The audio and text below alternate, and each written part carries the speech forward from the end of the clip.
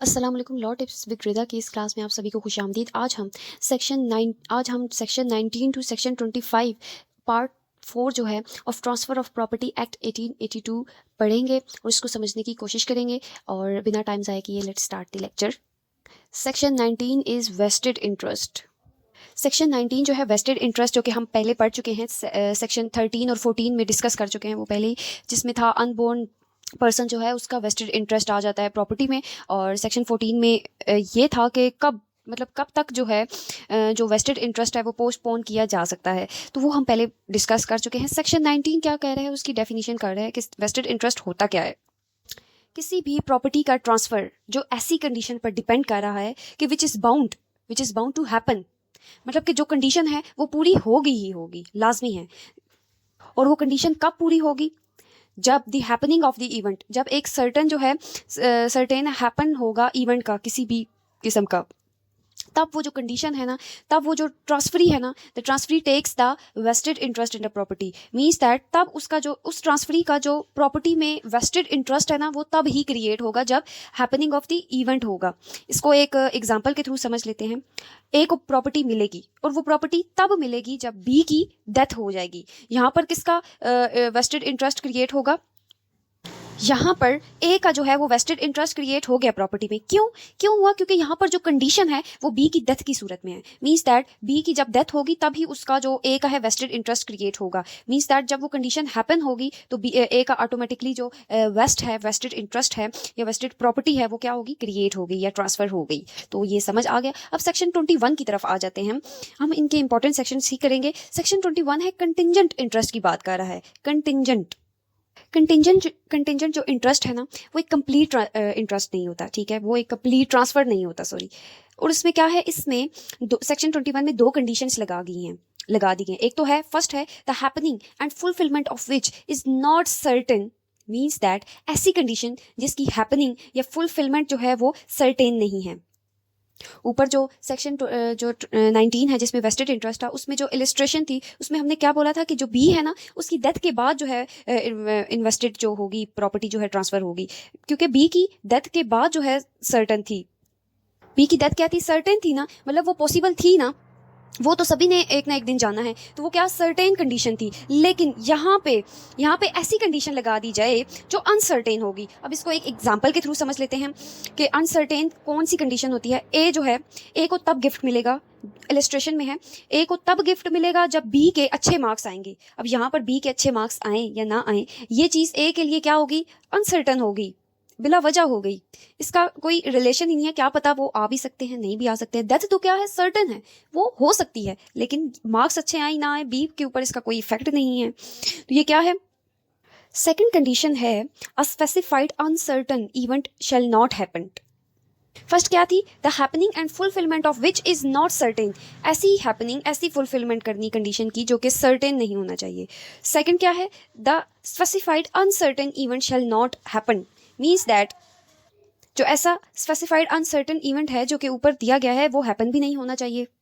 तो ये जो कंडीशन होगी इसमें क्या होगा? तब जाके तुम्हारा ट्रांसफर होगा वहाँ पे जो इन्वेस्ट है ना, तब जाके कंटिजेंट इन्वेस्ट या कंटिजेंट जो इंटरेस्ट है ना वो ट्रांसफर होगा। अगर वो जो ऊपर दिया गया जो अनसर्टेन इवेंट है अगर वो ना हैपन हुआ तब, अब ये भी हो सकता है, तो वो वाली जो कंडीशन होगी ना वो भी कंटिजेंट इंटरेस्ट ही कहलाएगी, ठीक है। जैसे इलस्ट्रेशन है दी गई है कि एक्स को गिफ्ट तब मिलेगा अगर वाई जो है उसका सन 10 साल के अंदर पैदा नहीं होता। अब यहाँ पे क्या है कि पैदा नहीं होगा, ऊपर क्या था कि अगर उसके मार्क्स आएंगे, मीन्स दैट ऊपर तो था कि फुलफिलमेंट होनी चाहिए उस कंडीशन की, यहाँ पर है सेकंड में है जो अनसर्टन स्पेसिफाइड इवेंट है। ऊपर तो अनसर्टन स्पेसिफाइड इवेंट हैपन होगा, यहाँ पे not happen, shall not happen. अब उसका पैदा नहीं होना चाहिए, तो यहाँ पर तुम्हें फिर क्या मिलेगा? एक्स का कंटिजेंट इंटरेस्ट जो है वो क्या हो जाएगा? वो क्रिएट हो जाएगा। अब पैदा हो या ना हो ये भी अनसर्टन ही हुआ ना, तो मीन्स दैट यहाँ पे कंडीशन फुलफिल नहीं होनी चाहिए ऊपर में। और ऐसी दोनों कंडीशंस क्या कहलाती है? हमारा कंटिजेंट इंटरेस्ट जो है वो कहलाता है, हमारी कंटिजेंट कंडीशन हो गई, ठीक है। सेक्शन 22 है transfer to members of a class who attain a particular है एज। वो जो अटेन कर लेंगे ना, मीन्स दैट एक क्लास है उसके मेंबर्स को तब ट्रांसफर होगा प्रॉपर्टी या इंटरेस्ट जब वो पर्टिकुलर एज अटेन करेंगे। मीन्स दैट एक पर्टिकुलर एज अटेन करने पर उन क्लास के जो मेंबर्स हैं ना उसको तब प्रॉपर्टी जो है वो ट्रांसफ़र होनी है या जानी है। यहाँ पर जो क्लास है ना उसका मीन ये है कि जैसे हमारे सिबलिंग्स हैं, सिबलिंग्स में जो प्रॉपर्टी ट्रांसफ़र होती है बहन भाइयों में, इवेंट मीन्स दैट जब एक स्पेसिफाइड अनसर्टेन इवेंट होगा, हैपन होगा या क्रिएट होगा, तो तभी वो जो ट्रांसफर कंटिजेंट है ना वो तभी क्या होगी, वो ट्रांसफर होगी या वो वैलिड होगी। According to TPA act section 23 जो है वो ये बात कर रहा है कि जहां पर एक प्रॉपर्टी जो है वो ट्रांसफर हो रही है या जहां पर एक इंटरेस्ट जो है वो क्रिएट हो रहा है प्रॉपर्टी में, कब हो रही है transfer, on happening of specified uncertain event के मौके के ऊपर हो रही है। किसको हो रही है, एक स्पेसिफाइड पर्सन को ट्रांसफर होगी, एक सर्टन पीरियड के बाद होगी ट्रांसफर। मींस दैट एक जब खास किस्म का जो एक अनसर्टेन इवेंट है ना वो हैपन होगा तो तब ही वो जो प्रॉपर्टी है ना वो ट्रांसफर होगी। और इस इवेंट का जो कि अनसर्टेन है इसका कोई टाइम जो है यहाँ पर इस सेक्शन में नहीं बता रखा है। No time is mention for the occurrence of that event. Means that कोई भी इधर इस सेक्शन में उसका टाइम स्पेसिफाइड नहीं है कि वो कब अकरेंस होगा, वो टाइम जो स्पेसिफाइड कब होगा, अक्रू होगा। और वो जो अगर वो जो अनसर्टेन इवेंट है वो हैपन ना हुआ तो वो जो इंटरेस्ट है ना वो फेल हो जाएगा। अब अनलेस कब फेल नहीं होगा, वो इंटरेस्ट कब फेल नहीं होगा, जब वो जो अनसर्टेन इवेंट है ना वो इस प्रायर इंटरेस्ट के सीज होने से पहले हो जाना चाहिए, नहीं तो वो क्या है, वो इंटरेस्ट जो है वो फेल हो जाएगा। इसको एक इलिस्ट्रेशन के थ्रू समझ लेते तब हमें अच्छे से समझ आएगा, क्लियर हो जाएगा। ए ने बी को गिफ्ट दी, क्या दी, लाइफ टाइम के लिए प्रॉपर्टी जो है वो गिफ्ट दी। और बी के मर जाने के बाद वो प्रॉपर्टी किसको जाना थी, सी को जाना थी। और वो सी को कब जाना थी, वो 15 साल की एज अगर अटेन कर लेगा ना बी की डेथ के टाइम पर, अगर बी की डेथ होगी, ठीक है, अगर वो कब उसको प्रॉपर्टी ट्रांसफर होगी, जब वो 15 साल की एज जो है वो अटेन कर लेगा और उसके साथ ही क्या हो, बी की डेथ भी हो जाए, ठीक है। तो ये जो कंडीशन थी कि जब बी की डेथ होगी तो सी की एज जो है वो 15 हो या इससे ज्यादा हो। मींस दैट अगर उसकी एज कम हुई तो वो जो प्रायर इंटरेस्ट है ना वो क्या हो जाएगा, वो सीज हो जाएगा और यानी कि खत्म हो जाएगा, यानी कि इंटरेस्ट फिर फेल हो जाएगा। फॉर इंस्टेंस अब जो बी जो है जिसको प्रॉपर्टी ए ने ट्रांसफर की थी वो मर गया है, लेकिन जो और वो क्या है, सी जो है, सी जिसको बी के मरने के बाद प्रॉपर्टी ट्रांसफर होनी थी उसकी एज 15 साल से कम है, तो वो जो इंटरेस्ट है ना, क्योंकि कंडीशन क्या थी कि अगर वो 15 साल का हो जाता है या उससे आगे की एज का होगा तो तब वो प्रॉपर्टी जो है ना उसको ट्रांसफर होगी, अगर बी मर गया तो। लेकिन अब क्या हुआ, बी की तो उम्र उससे कम निकली है, 15 साल से वो कम एज का है, 8-10 साल का है, तो क्या है, वो जो इंटरेस्ट है ना वो फेल हो जाएगा, सीज हो जाएगा, फेल हो जाएगा। अब वो सी को प्रॉपर्टी नहीं मिलेगी चाहे वो आगे जाके 15 साल का क्यों ना हो जाए। क्यों, क्योंकि बी की डेथ के टाइम वो उसकी एज क्या थी, उसकी एज थी कम थी, 15 साल से कम थी, तब वो इंटरेस्ट क्या हो गया, सीज हो गया, फेल हो गया, अब उसको वो प्रॉपर्टी नहीं मिलेगी। यही सेक्शन भी हमारी यही बात कर रहा है।